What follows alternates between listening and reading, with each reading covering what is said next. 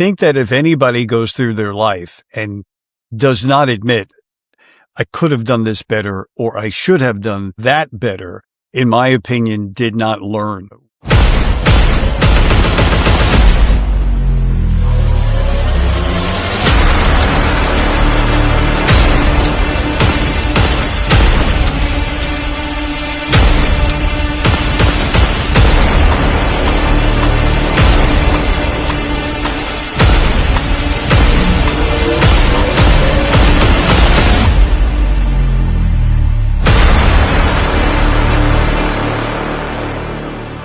Two guys, I'm just saying, episode numero 13, number 13. Man, we're moving and grooving. I know. I want to thank to everybody that joins us, reminding you that we start every Tuesday, 9 a.m. You can catch us on Facebook, on YouTube, on Spotify, anywhere that you catch your podcast. Make sure you look us up. Two guys, I'm just saying. And make sure when you check in with us, give us a shout out. Let us know where you're watching or listening to us from. So like that, we could shout you back. How you been, my friend? Everything good? I've been doing great. What would be the best advice that you would give your younger self? How long is this podcast? Wow. Oh, man. Instantly off the top of my head, there's two things. Yes. One would be for me a very positive thing, because I've always had this ability. I don't know what it is or whatever. I never questioned it, that whatever I truly wanted, that I was passionate about, even though that I didn't think it was coming fast enough, I guess, as we all do. Yeah. It always happened. That is one thing I wish I could just say to my younger self. It's going to happen. Correct. It's going to happen. Chill out. I'm right there with you on the patience side, but it would be not on timing. It would be on stepping back. In my younger days, I would just, I would fire off immediately and not take a step back and analyze the situation.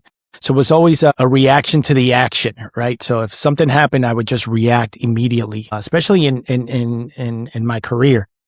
And I don't know, I guess that followed me for a little bit. I remember being in DC and the guy's going, "Oh boy, you're not going to be happy when you see this."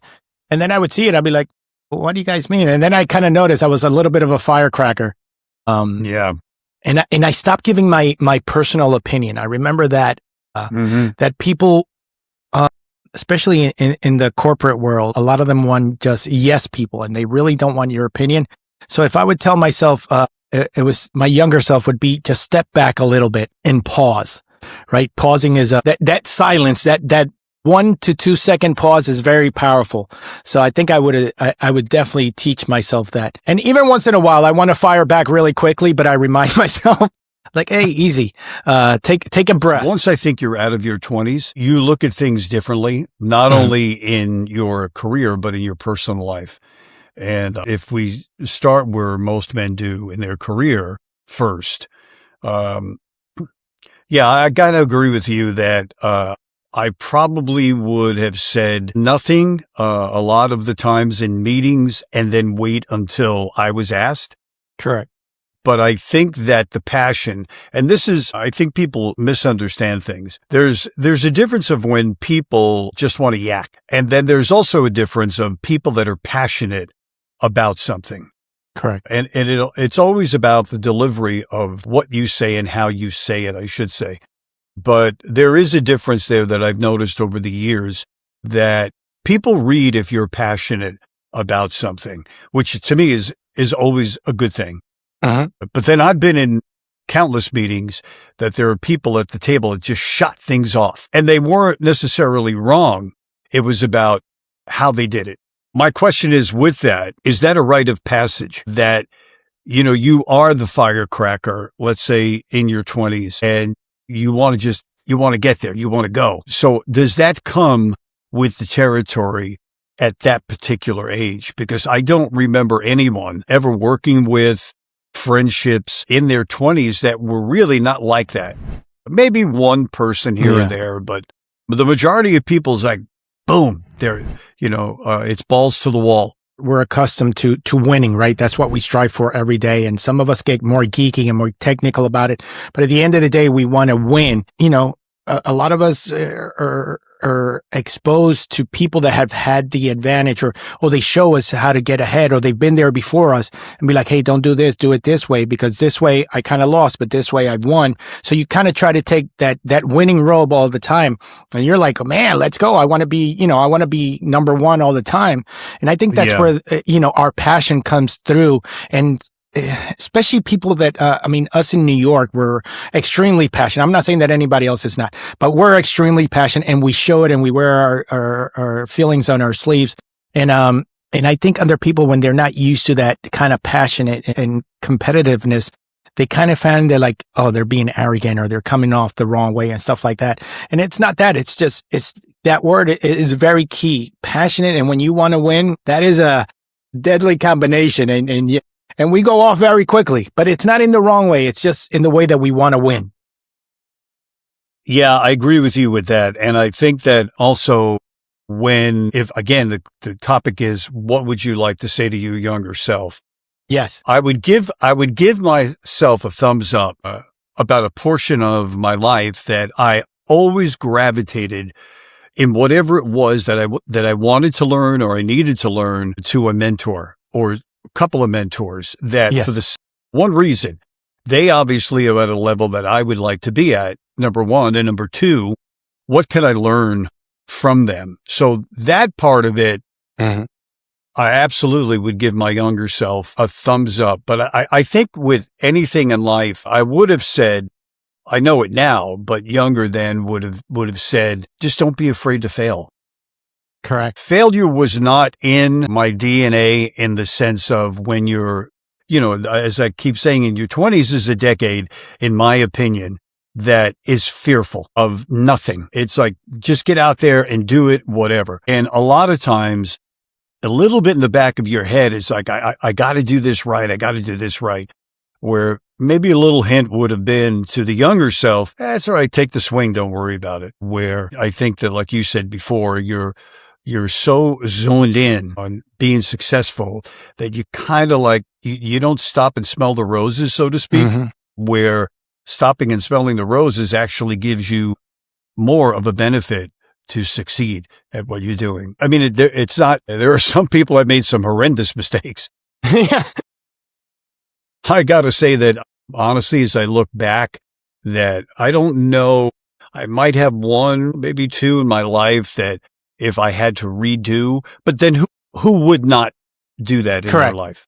But that's what shapes you. That's why to my younger self, I would also would have taught myself a lot earlier.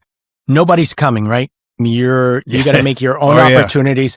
Nobody's giving you a handout. You got to make it on your own. Yeah, you make your own opportunities happen. And then when other people extend their hand, then you just go full force for it, and you learn from them, and you move up. But, for a lot of people that sit back and I thought this, especially like when I was in high school and stuff, be like, oh, when I get out of high school and then I study this, it's just going to come to me. And no, it's not. Nobody's coming. You got to go get it for yourself. You create your opportunities. And I mean, not recklessly, but you got to create your own opportunities to move on forward. So that's something I wish I would have learned a little earlier. Yeah. It's interesting to hear what people have to say if you could be a Monday morning quarterback, which everybody likes to do. I would have done this, or I would have done that. But I think that if anybody goes through their life and does not admit, I could have done this better, or I should have done that better, in my opinion, did not learn. When they always say that every decade you go through is a different feeling. As we say, and when you're going when you're in your 20s, in my 20s, it was, there was no doubt about anything, no matter what it was, personally, business-wise. 30s, now you're starting to hone your craft a little bit. And I would probably say, by the time you get into your 40s, you should really be well on your way. I see that differently in today's world, because of many different reasons. But learning, to say to my younger self, you're going to learn so much, and you're going to learn so fast. But yet that younger self keeps saying, when when am I going to learn this? When? Yes. When the fact is you're learning it every day. Yeah, especially with our parents. They used to teach us a lot of stuff that now we're applying and we're like, man, were they right? But I think you hit it on the nose when you said some people don't stop and smell the roses. That's something that I would have taught my younger self as well. Is celebrate your wins, right? We're so gung-ho and moving up the ladder and just moving in our careers. And we don't take a moment to celebrate our wins. I mean, a lot of us have that overachiever personality, and that's why we all get along very well. And you and I, we're very similar in that part. But I think I never took the opportunity in my career to celebrate the win and then move on to the next step. It was like, boom, I got this accomplished. What's the next one? Boom, boom. And it was like, you're firing from both sides, but you're not taking that step back and go, man, I did that.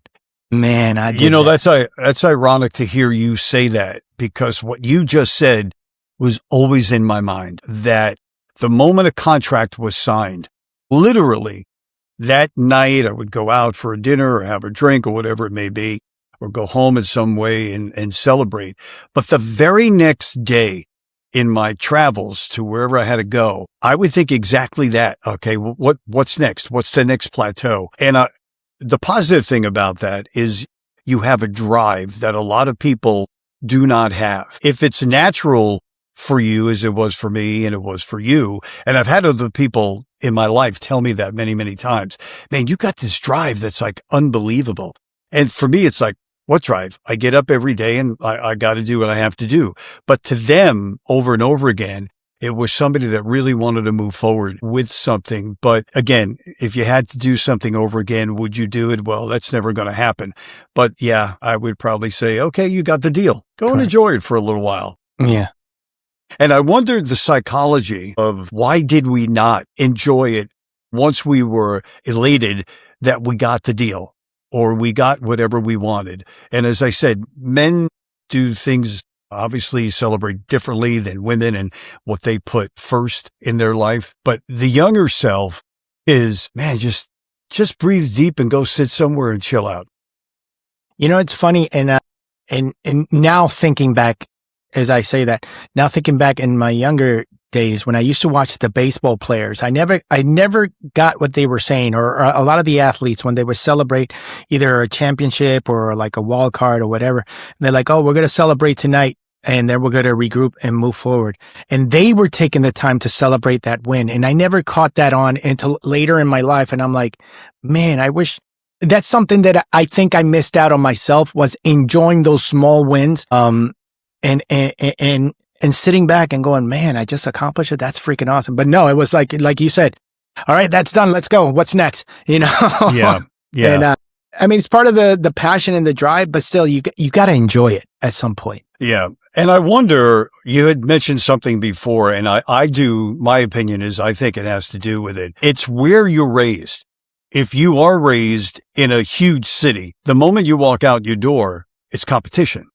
Yes. However, you could be raised just outside a city and you're raised a little differently because technically you're in the suburbs. For me, growing up, born and raised in New York, the moment you walked out your door, the streets were flooded with competition in every way. It's not that I'm not talking about, what do I got to do? It's just, it's kind of embedded in you. And I wonder if you're in deep suburbia, regardless what your career was, is that pressure on you? And my honest opinion is no, because why do people, if you notice it, always go away on a vacation or a staycation, wherever it may be, to some place that's always slower in pace?